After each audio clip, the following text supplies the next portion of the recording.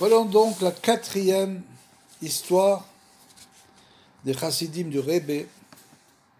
Nous parlons donc de Rabbi Yechiel, comme on l'a dit, le Daishel, qui était le grand-père de Rabbeinu. Donc, comme on l'a expliqué, il s'est échoué dans cette île, il a passé Rosh Hashanah dans cette île, au bord de la mer. Et dès que Yom Tov fut terminé, Rabbi Yechiel se rendit au palais du roi qu'il avait invité, comme on l'a expliqué, et fut reçu avec beaucoup d'honneur. « Tu as trouvé grâce à mes yeux, lui dit le roi.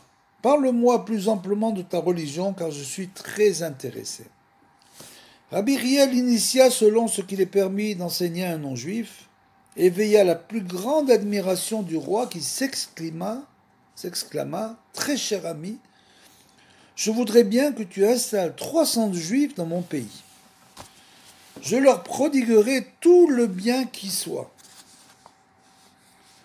Mon roi, répondit Rabbi Yechiel, j'aurais voulu accéder à votre désir de tout mon cœur. Mais d'abord, qui suis-je pour ordonner à 300 personnes de venir s'installer en terre étrangère? Et ensuite, sachez que l'Éternel, notre Dieu, règne sur le monde entier et guide les pas de chacun. S'il avait voulu que des Juifs viennent en ce pays, ils y seraient venus même enchaînés. Et si, à l'heure actuelle, aucun Juif n'habite ici, c'est que telle est la volonté du roi des rois. Le roi apprécia la réponse très sensée de Rabbi Yechiel et le congédia avec beaucoup de respect. Celui-ci rejoignit le port et trouva justement un bateau prêt à partir en direction de son pays. Le voyage se déroula très bien et ils accostèrent à bon port en très peu de temps. Dès son arrivée, Rabbi Yechiel se hâta de se rendre chez le Baal Shem Tov, qui le reçut avec joie. Sache qu'à l'endroit où tu te trouvais errait un grand nombre d'étincelles divines. Si tu n'étais pas rendu et n'avais pas fait remonter à leur source ces étincelles grâce à ta prière, nombre de nos frères auraient été obligés de s'y rendre, liés, enchaînés avec des chaînes de fer, afin de réparer ce qui devait être réparé.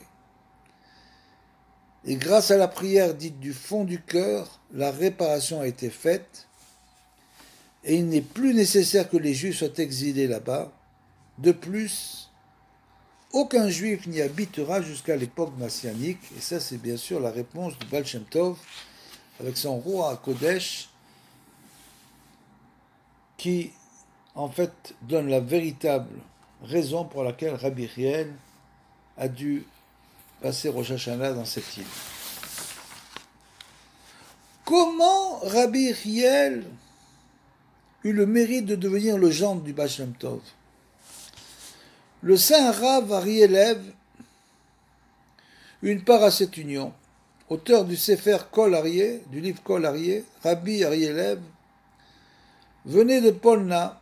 Il était un des plus grands érudits de la génération, le surnommé le Amokia mi Polna. Un jour, le Baal Shem Tov l'envoya sonder la valeur du Daishel. Donc Daishel, c'est Rabbi Yechiel, c'est son surnom, grand-père de Rabbeinu. À son retour, le Baal Shem Tov l'interrogea. « Alors, qu'en est-il » Le Mokia a répondu, donc, Rabbi Ari Elev, qui était allé voir, allé vérifier. Il lui répondu donc, « Lorsque j'ai entamé la discussion, la conversation avec lui, avec Rabbi Yechiel donc, il m'a tout simplement déclaré, je ne savais pas, je ne sais pas, et je ne saurais pas. » Une réponse incroyable. Comme nous le dira Benoît très souvent, c'est comme ça véritablement qu'on doit appréhender les choses. Toutes les choses de ce monde en s'effaçant devant la chose. Dès l'instant où on s'efface, on peut avoir une compréhension. Dès l'instant où on croit avoir compris, on ne comprend rien. Et c'était comme ça qu'étaient les grands chassidim de Rabbeinu. Là, c'est pas les grands chassidim, puisque là, c'est son grand-père. Mais c'est de là que vient, en fait, toute la pensée de Rabbeinu, de cette atmosphère. Imaginez vivre dans une atmosphère avec des chassidim, des tzadikim de cette envergure. À l'écoute de cette révélation que seul le Baal Shem Tov put comprendre, il décida aussitôt de le prendre comme parti pour sa fille Odelle. Lorsqu'on demanda au Baal Shem Tov la raison pour laquelle il choisit le Daishel pour gendre, il répondit « C'est pour les enfants que je l'ai pris. » De quels enfants parle-t-on? Mais justement, lorsqu'on vit la grandeur des enfants qu'il engendra, on crut avoir compris l'intention du Baal Shem Tov.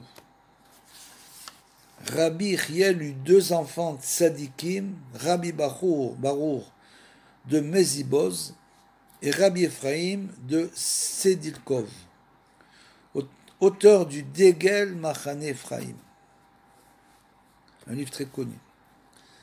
Mais en vérité, le Baal Shem Tov avait une autre intention qu'on ne comprit qu'après la mort de Rabbi Yechiel.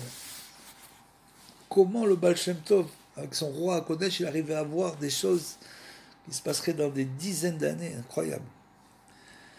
Après la disparition de ce dernier, donc de Rabbi Yechiel, beaucoup d'épreuves et de souffrances assaillirent la ville de Mezibouz, bien sûr, parce que c'était là-bas que vivait Rabbi Yechiel. Et quand un juste vit dans une ville, il faut savoir que ça protège la ville entière.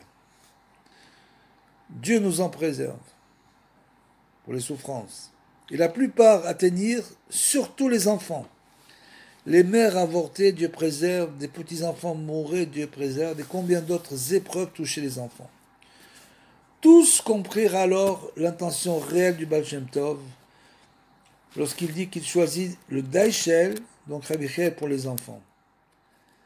La vie de ce grand sadique les protégeait, car aucun mal ne les atteignait lorsqu'il était encore de ce monde. Lui,